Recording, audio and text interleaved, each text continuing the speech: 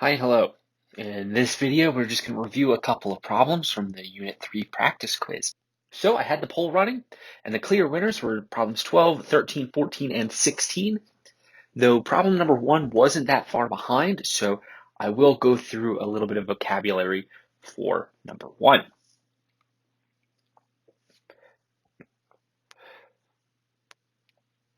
So choose true or false for each statement about f of x equals x cubed. For reference, x cubed is this function.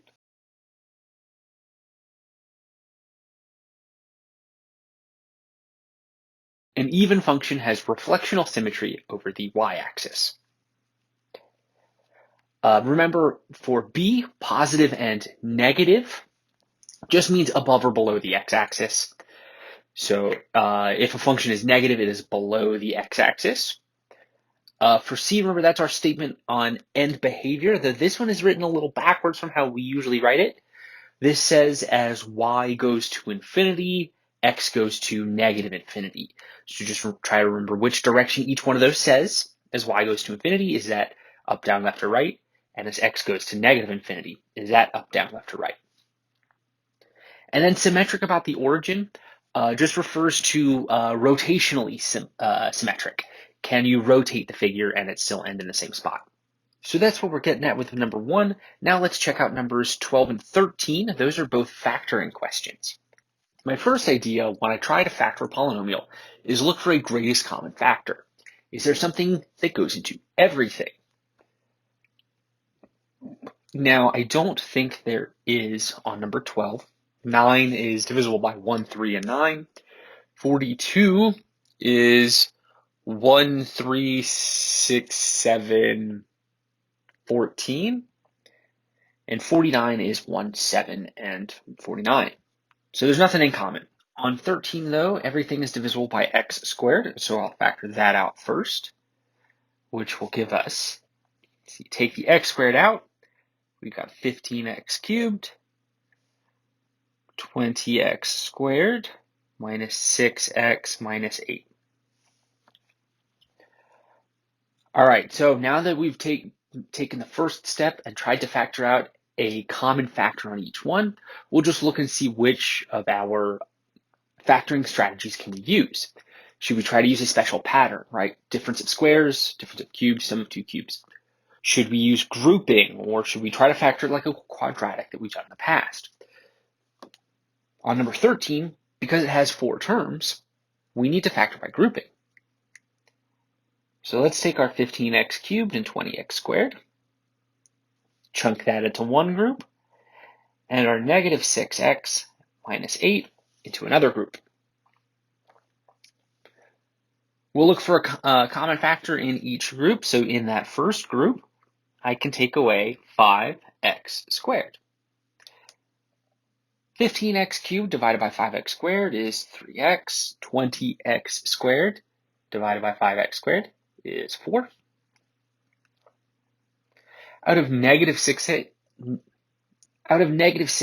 and negative 8, I can factor out a negative 2.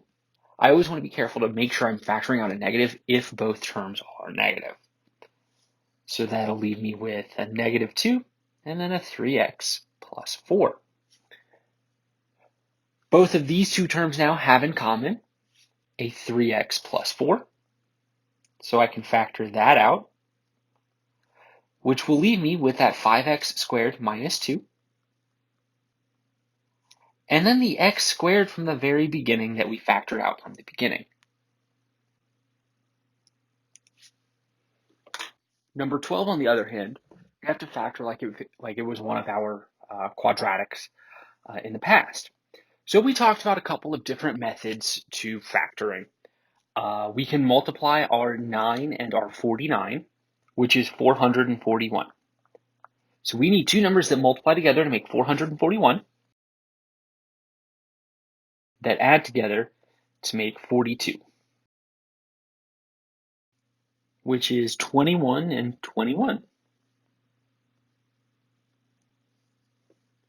So we'll throw together our 2 by 2 box with 9x squared, 21x, 21x, and 49.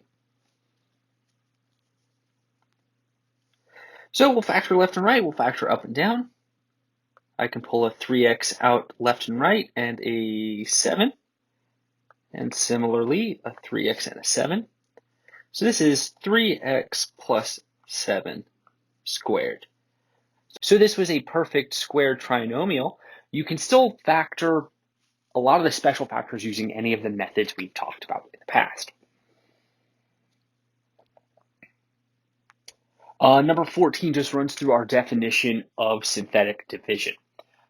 We can only use synthetic division to divide by something of the form x plus or minus some number a. Now, if we have a coefficient in front of our x, we could do a little bit of extra work to convert it into something we can divide by, but just out of the box, we can only divide by something of the form x minus a. So x plus 10, that's allowed. 2x minus 1, not allowed because of the 2. X squared, not allowed because of the squared. Negative x plus 5, not allowed because of the negative. X minus a third, perfectly fine. Now, I do want to point out that it would be possible to convert this into 2x minus a half. You could then divide the original polynomial by 2 and then divide by x minus a half, or use synthetic division, divide by x minus a half and then. But without converting it, we can't do that division. And number 16 is going to show some work where we've done some synthetic division, and it just wants to make sure we can read what we divided by, what the quotient is, and if something is a factor or not. So this first row tells us that we divided 3x cubed minus 10x squared plus 10x minus 4. The quotient was 3x squared minus 4x plus 2 with a remainder of 0. Now that's important because if something is a factor, that means when you divide it, you end up with a remainder of 0. Think in the real numbers. 5 is a factor of 60 because 5 goes into 60 12 times with nothing left over. And that also means that 12 is a factor of 60. And this 2 tells us that we divided by x minus 2. All right, so altogether, because our remainder is 0, that means that x minus 2 is a factor. So that one's true. B is false because it was just making sure we could read what we were actually dividing by. Even though there's a positive 2 up in that box, we were still dividing by x minus 2. And C and D just want to make sure we can read the quotient, that we know what the actual result of the division was, which we said was 3x squared minus 4x plus 2. That is also a factor, which means D is false. All right, thanks for watching. Good luck as you finish studying.